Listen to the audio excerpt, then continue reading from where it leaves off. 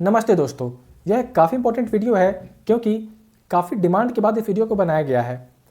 तो कृपया अगर आपको अच्छा लगे तो अपने व्हाट्सएप स्टेटस पे ज़रूर डालें ताकि आपके दोस्त भी इससे लाभ उठा सकें। दोस्तों, एसबीआई क्लर्क का एग्ज़ाम खत्म हो चुका है। काफ़ी लोगों को इससे ज़्यादा एक्सपेक्टेशन इसलिए है क्योंकि इसमें डायरेक्ट जॉब मिलने की संभावनाएँ काफ़ी ज़्यादा होता है। लेकिन इस बार बाकी सेक्शंस तो टफर साइड पे थे ही, जीके भी उतना आसान नहीं था। अगर एनालिसिस की बात बताएं तो ऑन एन एवरेज यह देखने को मिला है कि ज़्यादातर लोगों का पेपर मीडियोकर लेवल पे ही गया है। तो आखिर आने वाले एग्जाम में इस मीडियोक्रिटी से कैसे निकला जाए और आपका अप्रोच आने वाले एग्जाम्स जैसे कि आईएपीएस के पीओ क्लर्क, आरआरबी के पीओ क्लर्क, पीएफआरडीए या फिर RBI assistant, RBI grade B से भी, इन सब में क्या होना चाहिए इसको डिस्कस करेंगे। और लिट मोड मतलब कि हमारा अप्रोच क्या होगा आने वाले एग्जाम्स के लिए वह भी देखेंगे। और जो हमारा मुख्य उद्देश्य एसबीआई क्लर्क का नेचर एग्जाम्स का क्या था इस बार, क्वेश्चंस की नेचर, उसको भी डिस्कस करेंगे। दोस्तों, इस वीडियो में shift 1 SBI junior associate GK को डिस्कस करते हैं और देखते हैं कि आखिर इस एग्जाम से हम क्या सीख सकते हैं जो आगे हमें फ़ायदा दिलाएगा। निराश होने की कोई आवश्यकता नहीं है क्योंकि अभी काफ़ी एग्जाम्स बचे हुए हैं और आपका एग्जाम जैसा भी गया आप खुश रहें, क्योंकि अगर आपका जैसा गया है बाकियों का भी वैसा ही गया है। यह एक रिलेटिव एग्जाम है, कोई एब्सोल्यूट एग्जाम नहीं है। तो इस केस में आपका तुलना आपके कंपटीटर से होता है, तो आप उसके लिए ज़्यादा टेंशन ना लें, आने वाले एग्जाम्स के लिए मेहनत करें। तो इस बार क्या हुआ दोस्तों, जो पेपर का लेवल था वह पिछले साल से थोड़ा टफ था। ठीक, शिफ्ट 1 तो फिर भी नॉर्मल था, शिफ्ट 2 थोड़ा सा ज़्यादा टफ था। उसके कुछ अपने कारण हैं, रीज़न है वह नीचे हैं। पहला कारण तो यह है कि इस बार जो क्वेश्चन का जो फोकस था वो काफ़ी स्प्रेड ज़्यादा था। हमेशा यह होता है कि आखिर 2 या 3 महीने के क्वेश्चन पूछे जाते हैं, तो स्टूडेंट्स क्या करते हैं कि आखिर के 2 महीने के पेपर अच्छे से रिवाइज कर लेते हैं इधर उधर से और जाते हैं। बट इस बार क्या हुआ कि 5-6 महीने को उन्होंने पूछ दिए। ज़्यादातर क्वेश्चन जून और जुलाई से पूछे गए थे, तो वहाँ प्रॉब्लम हो गई। फिर क्या था कि काफ़ी अनपॉपुलर क्वेश्चन पूछे गए। मतलब कि जितने भी इंटरनेट पे पढ़ाने वाले हैं जनरल अवेयरनेस, पॉपुलर क्वेश्चंस तो सभी इंक्लूड करते हैं अपने डेली जीके या किसी अन्य तरीकों से, बट अनपॉपुलर क्वेश्चन कोई टच नहीं करता है। तो वैसे क्वेश्चन ही पूछ दिए गए। फिर बजट का क्वेश्चन पूछा गया, जैसे कि रेवेन्यू डेफिसिट क्या रहा। फिर सितंबर क्वार्टर के बारे में जीडीपी पूछी गई, रिटेल इन्फ्लेशन। तो इस तरह क्वेश्चन क्लर्क के लेवल में एक्सपेक्ट नहीं किए जाते हैं, बट स्टिल। फिर क्या था कि वेग और कन्फ्यूजिंग क्वेश्चन, मतलब कि अस्पष्ट और संदेहास्पद क्वेश्चन पूछे गए। उसमें भी लोगों को परेशानियां हो गई, जैसे कि एनएसडीसी ने किन्हीं के साथ कोलैब किया। अब नेशनल स्किल डेवलपमेंट कॉर्पोरेशन है, वह सभी के साथ करते रहता है, कभी फेसबुक के साथ कोलैब करता है, कभी माइक्रोसॉफ्ट के साथ कोलैब करता है, तो वहाँ कन्फ्यूजन हो जाता है लोगों को।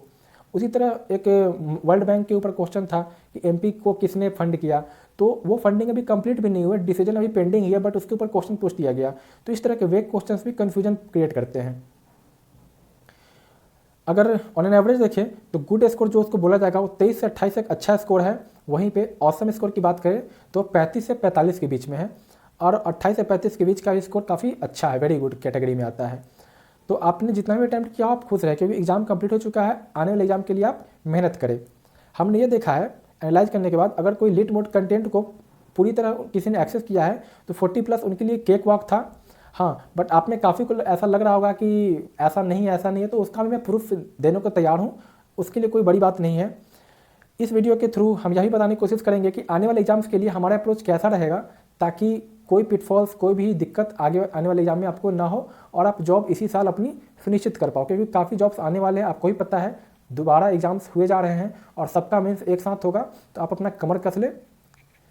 बढ़ते हैं आगे और देखते हैं पहला क्वेश्चन।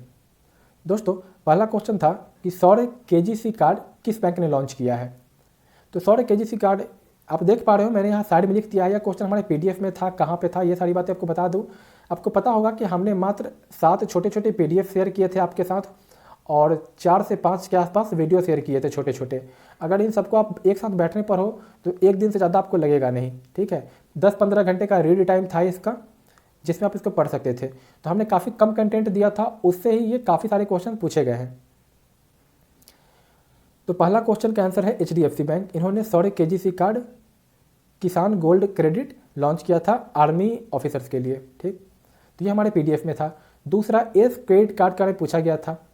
एस क्रेडिट कार्ड, यह भी डायरेक्ट क्वेश्चन था कि एक्सिस ने लॉन्च किया है। फिर क्वेश्चन था कि डावोस कहाँ पे है। मीन्स क्वेश्चन ऐसे पूछे गए थे कि डावोस में world economic forum means Davos में होता है, तो यह डावोस कहाँ है। यह भी पीडीएफ में था कि डावोस का जो वेन्यू है वो चेंज करके लुसर्न कर दिया गया है। लुसर्न स्विट्जरलैंड में है और डावोस भी स्विट्जरलैंड में है। हमारे डेली जीके के वीडियो पहले आते थे, उसमें यह क्वेश्चन काफ़ी डिस्कस काफ़ी दफ़ा हो रखा है। और इस साल का थीम है जो होने वाला है वर्ल्ड इकोनॉमिक फोरम का, द ग्रेट रीसेट। तो आप इसे याद रखिए, आने वाले एग्जाम में पूछा जा सकता है। वहीं फेडरल बैंक का हेडक्वार्टर पूछा गया था। जो आखिर के दिनों में वीडियो रिलीज हुए थे उसमें डायरेक्ट बताया गया था कि इसका हेडक्वार्टर एलिवा कोची में है। फिर ट्राई का हेडक्वार्टर, ट्राई का न्यू चेयरमैन पूछे गए थे, पीडी वाघेला। यूएनडीपी के हेडक्वार्टर पूछे गए थे। मैंने बार बार बताता हूँ कि ज़्यादातर यूएन के जो हेडक्वार्टर्स होते हैं न्यूयॉर्क होते हैं, और यूएनडीपी का तो मेंशन भी किया गया था। ठीक है, यूएनसीटीएडी का बताना कमेंट बॉक्स में कि इसका हेडक्वार्टर कहाँ पे है। ठीक है दोस्तों, फिर पूछा गया था कि एनयूई का पेड अप कैपिटल कितना कर दिया गया है। एनयूई काफ़ी चर्चा में था क्योंकि एनयूई है न्यू अम्ब्रेला एंटिटी, तो इसके लिए कुछ कानून बनाए गए हैं। अभी तो एक एनपीसीआई अकेला एक इंडिया में अम्ब्रेला एंटिटी है, तो उसके टक्कर में ताकि साइबर सिक्योरिटी का कोई फ्रॉड ना हो उसके लिए एनयूई बनाई जा रही है और उसके लिए एप्लीकेंट्स को बुलाए जा रहे हैं। तो उस एप्लीकेंट्स के लिए कुछ नियम कानून होते हैं। तो एक तो पेड अप कैपिटल होता है, आप सभी को पता है, कोई भी चीज़ हो उसमें पेड अप कैपिटल एक होता है। आप छोटी सी कंपनी भी आप खोलने जाओ पीवीटी लिमिटेड, तो उसमें भी पेड अप कैपिटल का कंसेप्ट होता है। तो इसमें जो पेड अप कैपिटल है वह चाहिए 500 करोड़। ठीक है, और इसमें 3 साल का आपके एक्सपीरियंस भी होना चाहिए एप्लीकेंट्स को पेमेंट स्पेस में। तो ये सारी बातें हैं। फिर पूछा गया था share of central government in regional rural banks. तो 50, 15, 35 सेंट्रल और स्पॉन्सर बैंक और स्टेट का होता है। ये सभी बात आपको पता है। तो ये सारे क्वेश्चंस तो आसान थे। फिर टाइटन पे किसके साथ उन्होंने मिलकर टाइटन पे लॉन्च किया है। तो टाइटन पे है तो एक तो बात होगी कि टाइटन खुद होगा और दूसरा होगा कौन, तो एसबीआई। ये सारे क्वेश्चंस तो आसान थे, फर्स्ट शिफ्ट के क्वेश्चन थे, ज़्यादातर लोगों ने इसको कर दिया। आगे देखें तो 2 अप्रैल को क्या मनाया जाता है। यह हमारे डेली वीडियोज में जो पहले आया करते थे उनमें बताया था मैंने कि daily video means autism awareness day होता है। ऑटिज्म काफ़ी वर्ल्ड में इसके ऊपर फोकस्ड है। अगर आप ऑटिज्म के बारे में थोड़ा भी जानते हैं तो आपको पता होगा कितना इंपॉर्टेंट ये टॉपिक है। जैसे क्लाइमेट चेंज एक बहुत ही बड़ा टॉपिक है, तो ऑटिज्म के लिए भी एक उसी तरह से दुनिया में अवेयरनेस है।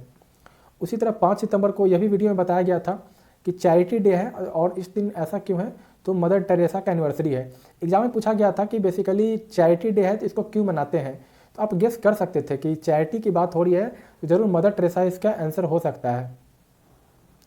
ये क्वेश्चन इंडियन एयरफोर्स से पूछा गया था। इसमें शायद उन्होंने ये पूछा था कि कौन सा एनिवर्सरी मनाया गया है, तो 88th एनिवर्सरी था। तो ये थोड़ा टफ हो जाता है, ऐसे क्वेश्चन जिसमें इतने नुआंसेस पे चले जाएँ तो ये थोड़ा टफ हो जाता है। फिर से क्वेश्चन था पीएम कुसुम स्कीम बजट पे। पीएम कुसुम जिसका मतलब है किसान ऊर्जा सुरक्षा उत्थान महाअभियान स्कीम। इस स्कीम के तहत 20 लाख फार्मर्स को मदद किए जाएंगे ताकि वह सोलर पंप लगा सके। इस स्कीम के अंतर्गत यही है कि किसान अपने खेतों के आसपास सोलर पंप लगा पाएँ और सोलर ऊर्जा से उसको चला पाएँ। जो अतिरिक्त ऊर्जा बचेगी उसको ग्रिड के थ्रू फिर सरकार को भी दे पाएँ। तो यह हमने नाबार्ड रिवीजन वीडियो जो जस्ट कुछ दिनों पहले हुआ था उसमें कवर किया था दोस्तों। इसलिए आपको बताता हूँ कि जब भी कोई वीडियो आता है यूट्यूब पे जिसमें रिवीजन वीडियो हो, तो चाहे वो जिस एग्जाम का भी हो, नाबार्ड का हो या किसी अन्य एग्जाम का, जैसे पीएफआरडीए के वीडियोज आने वाले हैं तो आप उनको पूरा देखा करो। क्योंकि होता है ऐसा है कि आप लोग सोचते हो कि नहीं एसबीआई का आएगा बस उसी को देखेंगे, तो हमारे वीडियोज ऐसे भी काफ़ी कम रिलीज करते हैं हम लोग। 1 घंटे 2 घंटे का वीडियो होता है, आप किसी एग्जाम के लिए टोटल आप जोड़ दो तो भी, तो उतना तो आप देखना बनता है। ठीक है, वहीं पे 2+2 मिनिस्ट्रियल डायलॉग पे था। डायरेक्ट पीडीएफ में हमारे बताया गया था कि डिफेंस मिनिस्ट्री और एक्सटर्नल अफेयर्स मिनिस्ट्री इसको डील करती है। भारत की तरफ से कौन है, राजनाथ सिंह और एस जयशंकर। काफ़ी लोग एस जयशंकर फॉरेन मिनिस्टर है या एक्सटर्नल अफेयर्स मिनिस्टर है, इसमें कंफ्यूज हो गए। तो यह भी पीडीएफ में बताया जा चुका है और वीडियोज़ में मैं बार बार बताता हूँ। ऐसी छोटी छोटी चीज़ें आप कंफ्यूज मत हुआ करो, थोड़े अपने कंसेप्ट को क्लियर रखा करो। जब भी वीडियोज़ में मैं बताता हूँ तो आप क्वेश्चन पूछा करो वीडियो में। आप लाइव भी वीडियोस चलते हैं या पीडीएफ भी मैं प्रोवाइड करता हूं, तो आप मेल के थ्रू या कमेंट बॉक्स के थ्रू आप क्वेश्चन पूछो। जितना आपका इंगेजमेंट बढ़ेगा, जितना आपका इन्वॉल्वमेंट बढ़ेगा, उतना आपका अवेयरनेस बढ़ेगा, उतना आप ज़्यादा चीज़ें एक्यूमुलेट कर पाओगे। वो सारी चीज़ें फिर आपके रिजल्ट में रिफ्लेक्ट करेगी। फिर था कि इंस्टा क्लिक सेविंग अकाउंट, काफ़ी पुराना क्वेश्चन था, या जुलाई के आसपास का। बैंक ऑफ बड़ौदा इसका आंसर था। बैंक ऑफ बड़ौदा का एक एप्लीकेशन भी है एम कनेक्ट, आप इसको याद रखना, पूछा जा सकता है। तो यह हमारे फुल जीके कोर्स जो चलते हैं हमारे पोर्टल पे, एलएमएस पोर्टल पे, वहाँ जुलाई में ये डिस्कस किया गया हुआ है। तो यह हमारे पीडीएफ जो एसबीआई जेईई के लिए दिए गए थे उसमें ये इंक्लूडेड नहीं था। यह हमारे फुल जीके कोर्स से आया था, क्योंकि ये जून जुलाई के क्वेश्चंस थे। तो उतना कोई नहीं सोच के चलता है कि 6 महीने के भी और ऊपर से इतने सारे स्कीम्स पूछे जाएंगे। फिर क्वेश्चन था कि company which manages assets is called. दोस्तों ऐसे क्वेश्चन, एक तो ये काफ़ी आसान क्वेश्चन है, अगर फिर भी आपको नहीं आता है तो आप समझ सकते थे कि कोई कंपनी अगर एसेट को मैनेज करती है तो एसेट मैनेजमेंट कंपनी होगी, एएमसी। इस केस में क्या है कि थोड़ा आप ऑप्शंस को देखिए, थोड़ा अपना गट फीलिंग में लगाएं तो ये क्वेश्चंस बन सकती है। वैसे फुल जीके कोर्स में इसको भी डिस्कस किया गया था। अटल पेंशन योजना को कौन रेगुलेट करता है, ये हमारे पीडीएफ में था कि पीएफआरडीए के बारे में पीडीएफ में बताया गया था। पीएफआरडीए का फुल फॉर्म आपको पता है, pension fund regulatory development authority. तो अगर ये पेंशन को रेगुलेट करता है और अटल पेंशन योजना में पेंशन है तो जाहिर सी बात है कि इसको पीएफआरडीए रेगुलेट करेगा। आप इतना मत डरा करो एग्जाम में कि इसको टिक मारे या नहीं मारे, आप इसको टिक लगा दिया करो, चीज़ें सही होंगी। टेस्ला के करंट हेड कौन है, यह भी वीडियोज़ में साफ साफ बताया गया था, इलॉन मस्क है। जो अभी करंट की वीडियोज़ बताया गया था उसमें मुझे याद है बताया गया था प्रोजेक्ट क्यूपियर वाले में कि स्टारलिंक के इन्होंने छोड़ा था उस केस में। फिर सीबीएसई ने किसके साथ टाइप किया है, तो फेसबुक के साथ। क्यों किया है, क्योंकि स्टूडेंट को डिजिटल ट्रेनिंग वगैरह प्रोवाइड कर सके, तो यह भी फुल कोर्स में हमारे था। और मुद्रा किस ऑर्गेनाइजेशन का सब्सिडियरी है, तो यह सिडबी का है। यह पीडीएफ में आपको पीडीएफ 2 में यह चीज़ें बताई गई थी, जो सारे फिनेंशियल इंस्टीट्यूशंस के बारे में आपको पीडीएफ दिए गए थे, उसमें सारी चीज़ें मेंशन था कि सिडबी मुद्रा को संभालती है वगैरह वगैरह। फिर अगर देखें रिटेल इन्फ्लेशन पे क्वेश्चन था, तो ये क्वेश्चन हमने कवर नहीं किया था क्योंकि एक तो काफ़ी नया क्वेश्चन था और एक्सपेक्टेशन नहीं था कि एसबीआई क्लर्क में रिटेल इन्फ्लेशन पूछ लेंगे। सीपीआई वगैरह काफ़ी डेटा उसमें था, तो खैर इसको आगे आने वाले एग्जाम में हम लोग जरूर कवर करेंगे। यह था 7.34% सितंबर में। फिर मर्जर के ऊपर 2-3 क्वेश्चन पूछे गए थे। कॉर्पोरेशन बैंक किसके साथ मर्ज हुआ है, union bank of India. PDF में यह दिया गया था, पीडीएफ 1 में शायद यह मर्जर के बारे में सारी चीज़ें बताई गई थी। फिर से मैक्सिमम फ्रॉड किसके साथ हुआ, किस बैंक के साथ, फुल कोर्स में डिस्कस था। वैसा ही आप समझ सकते हो कि ज़्यादातर फ्रॉड उसी बैंक के साथ होगा जो ज़्यादा वॉल्यूम में बैंकिंग करती है। एसबीआई सबसे बड़ी बैंक है तो जाहिर सी बात है एसबीआई का ही फ्रॉड होगा। थोड़ा आप कॉमन सेंस भी यूज कर सकते थे एग्जाम में। इकोनॉमिक फ्रीडम इंडेक्स रैंकिंग, काफ़ी आसान सवाल, भारत का रैंक 105। डिप्टी गवर्नर कितने होते हैं आरबीआई में, बार बार मैंने बताया, पीडीएफ में ही बता रखा हूँ, वीडियो में बता रखा हूँ, और यह क्वेश्चन तो लगभग पीडीएफ में 3-4 बार रिपीट हुआ होगा। साउथ कोरिया करेंसी क्या था, तो जो हमारे वीडियो रिलीज हुए थे उसमें साउथ कोरिया की करेंसी बताए गए थे। 1-2 करेंसी हमने बताया था एग्जाम के लिए, रसिया का बताया था, साउथ कोरिया 2-3 और बताए थे, उसमें से एक आया है। फिर से इफेक्टिव रेवेन्यू डेफिसिट क्या था, बजट में पूछा गया, बजट से क्वेश्चन था, तो यह कवर नहीं था क्योंकि क्लर्क के एग्जाम में इतना एक्सपेक्टेशन नहीं होता है कि रेवेन्यू डेफिसिट, प्राइमरी डेफिसिट वगैरह पूछेंगे। कन्फ्यूजन बढ़ जाता है क्योंकि अगर रेवेन्यू डेफिसिट इतना बेसिक कवर करने लगे तो थोड़ा टफ हो जाता है। बट हम आने वाले एग्जाम्स में इसको भी देखेंगे कि कैसे इसको मैनेज किया जाए ताकि रिस्क मिनिमाइज कर सके। वहीं IPPB का हेड कब इस्टेब्लिशमेंट हुआ, यह भी डेली वीडियोज में बताए जा चुके हैं और पीडीएफ में भी बताए गए थे। IPPB भी अगर आप एग्ज़ाम की तैयारी करते हो तो आपको पता होगा कि अभी अभी यह बना था और इसके भी वैकेंसीज आए थे, तो आप लोगों में काफ़ी ने ज़रूर भरा होगा, तो आप गेस कर सकते थे कि 2018 में इसका इस्टेब्लिशमेंट हुआ है।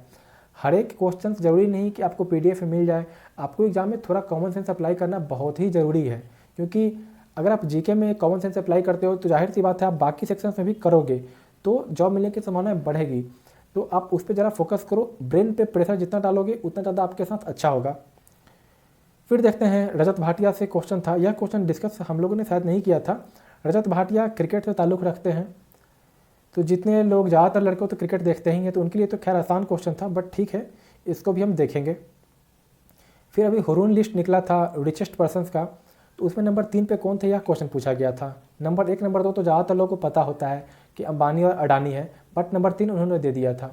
लास्ट ईयर नंबर 3 पे अजीम प्रेमजी थे, बट अभी अजीम प्रेमजी नहीं है, शिवनादर एंड फैमिली है, शिवनादर जो कि HCL के चेयरमैन है, तो यह भी डिस्कस नहीं हुआ था। फिर था क्वेश्चन फर्स्ट वाइट लेवल ATM किसने लॉन्च किया है, तो काफ़ी पुराना क्वेश्चन है, टाटा ने इसको लॉन्च किया था। Tata communication payment solution limited launches Indicash, यह भारत का पहला वाइट लेवल ATM नेटवर्क था। वाइट लेवल ATM नेटवर्क क्या होता है, अगर ये आपको आ गया तो खुद आप में क्यूरियोसिटी होना चाहिए कि आपके इसके बारे में थोड़ा पढ़ें। अगर आप कोई भी नया वर्ड देखते हो, अगर पीडीएफ में आपको उसके बारे में नहीं बताई गई है तो आप थोड़ा अपने एंड से गूगल करके उसके बारे में कहीं पे आप नोट कर लिया करो कि ये चीज़ें ऐसी है। थोड़ा अपने एंड से आप जितना एफर्ट लगाओगे तो आप चीज़ों को उतना अच्छा रिटेन कर पाओगे। जैसे अगर आप एक बार वाइट लेवल ATM क्या होता है गूगल कर लो, उसके बारे में 1-2 लाइन पढ़ लो तो इंडी कैश आपको हमेशा के लिए याद होगा। तो आपकी तरफ से जितना इंगेजमेंट बढ़ेगा, आप जितना एफर्ट लगाओगे, उसी तरह आप कंटेंट को भी उतने अच्छे से एसिमुलेट कर पाओगे। फिर था सीरम इंस्टीट्यूट ऑफ इंडिया कहाँ लोकेटेड है। वीडियो में बताया गया था बार बार कि यह पुणे में है। नहीं भी आपको याद हो तो आपको अगर इनका सीईओ के बारे में काफ़ी न्यूज़ में रहते हैं, क्योंकि भारत में एकमात्र वैक्सीन यही बना रहे हैं। तो इनके सीईओ जो हैं एडम पूनावाला, इनके पिताजी थे साइरस एस पूनावाला, उन्होंने इस्टेब्लिश किया था इसको। तो जाहिर सी बात है, अगर नाम में पूनावाला आप सुन रहे हो तो पुणे के ही होंगे, तभी तो पूनावाला इनके नाम में है। तो पुणे इसका आंसर था। जियो पेमेंट बैंक में रिलायंस इंडस्ट्री लिमिटेड का स्टेक कितना है? 70%। यह डेली वीडियोज़ में हमारे कवर्ड था, बट पीडीएफ में जो एसबीआई जे के लिए पार्टिकुलरली दिया गया था उसमें यह कवर्ड नहीं था। इस क्वेश्चन को भी आप ऐसे देख सकते थे कि अगर जियो पेमेंट बैंक है तो जाहिर सी बात है जो उसमें मेजॉरिटी स्टेक होल्डर होगा वो रिलायंस ही होगा। मेजॉरिटी के स्टेक होल्डर के बारे में बताया गया था कि 51% से ज़्यादा अगर होता है तो फिर मेजॉरिटी स्टेक होल्डर बन जाता है। तो आप ऑप्शन के थ्रू भी ऐसे क्वेश्चंस को सॉल्व कर सकते थे। फिर देखें Harley Davidson production plant in India. तो हार्ले डेविडसन अभी भारत से अपने सारे बिजनेस क्लोज करके जाने वाला था, क्योंकि डिमांड काफ़ी कम हो गया था। तो भारत में इसका एक ही प्रोडक्शन यूनिट है, वह है हरियाणा में। तो यह क्वेश्चन पूछा गया। फिनो पेमेंट बैंक पे क्वेश्चन पूछा गया था, यह क्लियर नहीं है क्या क्वेश्चन पूछा गया था, तो इसे रहने देते हैं। फिर से भारत का सबसे ज़्यादा वैल्यूएबल ब्रांड कौन सा है? तो HDFC। काफ़ी आसान सवाल था, PDF से था। फिर NHTC ने किसके साथ कोलैबोरेशन किया है डिजिटल स्किल के लिए? तो माइक्रोसॉफ्ट के साथ। कर्मयोगी स्कीम किन के लिए लॉन्च किया गया है? तो जब सिविल सर्वेंट का दिवस था तो उस दिन हमने वीडियो में डिस्कस भी किया था कि मोदी जी ने उसी दिन सिविल सर्वेंट डे के दिन कर्मयोगी स्कीम रिलीज किया था। जापान के PM कौन है? काफ़ी आसान सा सवाल। फिर ये क्वेश्चन पूछा गया था कि पार्लियामेंट स्टैंडिंग कमेटी फिनांस के चेयरपर्सन कौन बने हैं? पार्लियामेंट स्टैंडिंग कमेटी जो बनती है उसमें काफ़ी सारी चीज़ें होती है, जैसे फिनांस हो गया, HRD हो गया। हर एक मिनिस्ट्री के अलग अलग होते हैं और उनके अलग अलग चेयरमैन होते हैं, चेयरपर्सन। तो वीडियो में एक्सक्लूसिवली ये बताया गया था SBI के लिए कि जयंत सिन्हा उसके चेयरमैन बने हैं। ठीक है, तो ये सारी चीज़ें कवर्ड थी। आखिरी में था कि OBC बैंक का मर्जर किसके साथ हुआ है? तो PNB के साथ। बहुत ही आसान सवाल मर्जर से। फिर अगर आगे देखें तो JSW ने विंड प्रोजेक्ट में इन्वेस्ट किया था, तो कहाँ किया है? अब ऐसे क्वेश्चंस तो थे, जैसे विंड प्रोजेक्ट में इन्वेस्टमेंट हुआ तो आप सोच सकते हो कि ज़्यादातर कोस्टल एरियाज़ में ही इन्वेस्ट किए जाएंगे, और भारत में ज़्यादातर 2 ही 3 जगह विंड में काम चलते हैं। तो ऑप्शंस के थ्रू उसमें आप कर्नाटका कर सकते थे, बट ठीक है यह कवर नहीं हुआ था तो इसको देखा जाएगा। फिर यह एक पुराना क्वेश्चन था कि MP मध्य प्रदेश में चंबल को कहाँ से पैसे मिलने वाले हैं? तो उसके लिए यह बेसिकली डील फाइनल भी नहीं हुआ है, बट ये एग्ज़ाम में आ गया था तो यह फिर कवर किया गया था डेली वीडियोज़ में। वर्ल्ड बैंक इसका आंसर है। अगर आप जानते हो कि वर्ल्ड बैंक किसको किसको कैसे फंड करती है, IMF का फंडिंग स्टाइल कैसा है, ADB का फंडिंग स्टाइल कैसा है, तो ये क्वेश्चन काफ़ी आसान हो जाता है, क्योंकि जो वर्ल्ड बैंक है वही लंबे लंबे टर्म में फ़ंड करता है। मैं एक वीडियो में डेली वीडियो में बता चुका हूँ पहले कि ADB कैसे फ़ंड करती है, वर्ल्ड बैंक कैसे प्रोजेक्ट में फ़ंड करती है, IMF कैसे फ़ंड करती है। इन तीनों के फंडिंग स्टाइल काफ़ी डिफरेंट होते हैं। तो ऐसे क्वेश्चन अगर आपको नहीं पता है इसने फंड किया है तो आप उनके वर्किंग स्टाइल से गेस कर सकते हो। फिर से एक बार उस वीडियो को बनाकर पब्लिश कर दिया जाएगा, आप टेंशन न लें। फिर ये क्वेश्चन था कि the repayment of advance will have to be made in maximum how many installments. तो अभी जो सरकारी एम्प्लॉई थे उनको एक फेस्टिव लोन टाइप का दिया गया था 10,000 खर्च करने के लिए, उसको मैक्सिमम कितने इंस्टॉलमेंट में सरकार चुकाने हैं? उसका आंसर था 10। ये हमने फेसबुक पोस्ट में 2-3 बार हमने डिस्कस किया था, बट ये PDF में ये क्वेश्चन नहीं था। बट था फिर क्या है कि NHTC और एयरटेल पेमेंट बैंक में कोलैब हुआ, उसके ऊपर एक क्वेश्चन था रूरल एरियाज़ के लिए, तो ये फुल GK कोर्स में था। फिर से GST इन्वॉइसिंग फॉर बिजनेस कितना टर्नओवर के लिए हो गया है? तो 500 करोड़ टर्नओवर के लिए। अब बेसिकली क्या है कि एक इन्वॉइसिंग बनेगी ताकि बिजनेसेस को आराम हो पाए। तो जिनका भी 500 करोड़ टर्नओवर से ऊपर है उनको इनवॉइस उनके लिए क्रिएट किया जाएगा। एक सेंट्रल सिस्टम उसके लिए बन रहा है। ये काफ़ी लेटेस्ट न्यूज़ था। फिर था कि बैंक के फ्रॉड हुए हैं इस बार 1.85 ट्रिलियन, तो उसमें ज़्यादातर फ्रॉड किस में हुए? दोस्तों काफ़ी आसान क्वेश्चन था। क्रेडिट कार्ड फ्रॉड आपको पता है बहुत ज़्यादा होते हैं, तभी तो बाकी एग्जाम्स में क्रेडिट ऑफिसर के लिए एक अलग से पोस्ट निकलता है। अभी बैंक ऑफ इंडिया में निकले हैं, बाकी एग्जाम्स में भी क्रेडिट कार्ड के लिए, ताकि क्रेडिट ऑफिसर ही होते हैं जो चेक करते हैं किनका सिबिल स्कोर क्या है, उसके हिसाब से उनको लोन मिलता है। इससे पहले भी सिबिल के ऊपर काफ़ी क्वेश्चन पूछे गए हैं कि सिबिल स्कोर क्या होता है, मैक्सिमम सिविल स्कोर क्या होता है। अब जैसे आपने सुना कि सिविल स्कोर कोई चीज़ होती है जिसको देखने के बाद लोन मिलता है, तो आप तुरंत इसके बारे में गूगल करके इन्फॉर्मेशन कलेक्ट कर सकते हैं और अपने एक नोट कॉपी में इसको राइट डाउन कर सकते हैं। वैसे हम अपने वीडियोज़ में इसको बताते रहते हैं। फिर एक किताब भी आया था 10 रूल ऑफ सक्सेसफुल नेशन, तो रुचिर शर्मा इसके ऑथर थे। दोस्तों ये सारे क्वेश्चंस थे। अब बात क्या है कि कैसे इंश्योर किया जाए कि आप आने वाले एग्ज़ाम में अच्छा परफॉर्म कर पाएँ। तो उसके लिए तो हमने ये सोचा है कि हम डेली वीडियो को फिर से रिज्यूम करें, जो हमारे डेली वीडियोज आते हैं उनको फिर से रिज्यूम किया जाए। तो एक तो ये तरीका अच्छा है। दूसरा, हमारे जितने भी कंटेंट जैसे जो फेसबुक पे जाते हैं या किसी अन्य माध्यम से आपके पास पहुंचते हैं, उन सबको स्ट्रीमलाइन किया जाए, उन सबको एक जगह पे लाया जाए ताकि चीज़ें क्लटर्ड नहीं हो। और मैं आपसे बोलूँगा कि आप फुल कोर्स के लिए आप जाएँ ताकि आपको सारी चीज़ें मिल पाए। ठीक है दोस्तों, क्योंकि अगर आप इम्पैक्ट PDF लेते हो तो आपको 1, 2 या 3 महीने के ज़्यादातर इस पर फोकस होता है, उसमें उतनी चीज़ें कवर करना मुश्किल हो जाता है। प्लस उतना सारा वीडियो आपको दिखाना जून का, जुलाई का, उससे पहले का थोड़ा मुश्किल है। तो आप फुल कोर्स में इनरोल कर लिया करो, काफ़ी सस्ता है, आपको ही पता है, आप इसका प्राइस चेक कर सकते हो, काफ़ी सस्ता है और आप अफोर्ड कर सकते हो। आपको जितने की जॉब मिलेगी उसका लगभग उसके सामने काफ़ी मामूली रकम है। तो आप ये सारी चीज़ों को समझो। आने वाले एग्ज़ाम कौन कौन से हैं, उसमें हमारे क्या क्या हम आपको ऑफ़र कर रहे हैं। एक तो RBI असिस्टेंट का एग्ज़ाम है, उसमें हम आपको GK, कंप्यूटर और मॉक ये सारी चीज़ें प्रोवाइड कर रहे हैं।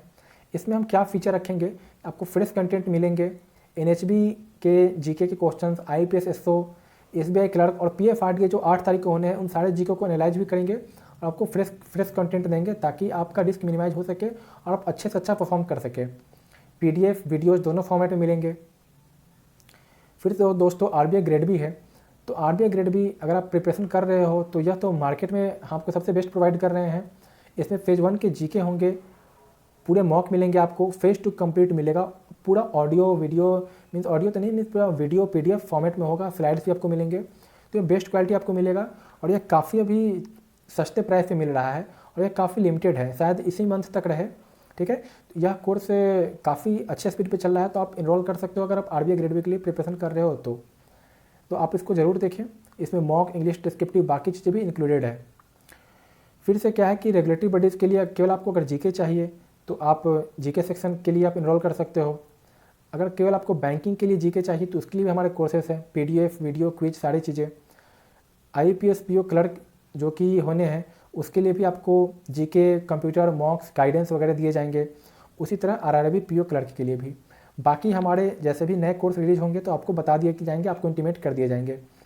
कोई भी क्वेरी हो आप hi@litmod.in पे मेल करें और हमसे पूछें, आपको ज़रूर सहायता प्रदान की जाएगी। दोस्तों तो आने वाले एग्ज़ाम के लिए आप अच्छा तैयारी करें, हम अपने अप्रोच में भी काफ़ी सुधार करेंगे और आपको भी अपने पढ़ने के अप्रोच में सुधार करने की ज़रूरत है। हारमोनी में चीज़ें चलेगी तो काफ़ी एग्ज़ाम सामने हैं, आपको निराश नहीं होना है और आपकी जॉब लग जाएगी। ठीक है, तो आप उसके लिए टेंशन नहीं लें और कोई भी दिक्कत हो आप hi@litmod.in पे आप संपर्क करें, आपको सहायता प्रदान की जाएगी। ठीक है दोस्तों, तो जल्दी मिलेंगे आपके साथ फिर अगले वीडियो में, उसमें देखेंगे SBI जूनियर एसोसिएट शिफ्ट 2 में क्या क्या क्वेश्चन पूछे गए थे। तब तक के लिए धन्यवाद। ठीक है, और इसमें हमने यही बताया है कि हमारे अपकमिंग एफर्ट्स क्या होंगे। तो डेली GK वीडियो मैंने बता दिया, कंटेंट डिलीवरी को काफ़ी रोबस्ट बनाया जाएगा, जो हमारे फुल कोर्स वगैरह हैं उनको काफ़ी रोबस्ट बनाया जाएगा ताकि ये सारी दिक्कतें आपको फिर से ना आए। कैसा भी क्वेश्चन पूछे जाते हैं तो आप उसको सॉल्व कर पाएँ और जैसा भी क्वेश्चन के डिमांड चेंज हो रहे हैं उस हिसाब से अपने कंटेंट को जल्दी से जल्दी इटरेट कर लेंगे, चेंज कर लेंगे। क्विज फीचर हम अपने ऑन कर देंगे ताकि आप क्विज दे पाओ और कंटेंट को जितनी अलग अलग जाती है उनको भी स्ट्रीमलाइन करेंगे। दोस्तों यह काफ़ी एक अनफिल्टर्ड कन्वर्सेशन हमने आपसे किया, इसमें हमने अपनी दिल की बातें आपसे बोली कि आपको अगर आने वाले एग्जाम में अच्छा परफॉर्म करना है तो आपको क्या करना चाहिए। अगर आपको कोई भी डाउट हो रहा है तो आप हमें ज़रूर लिखें, उसे हम ज़रूर देखेंगे। अगले वीडियो तक के लिए, तब तक के लिए बाय बाय।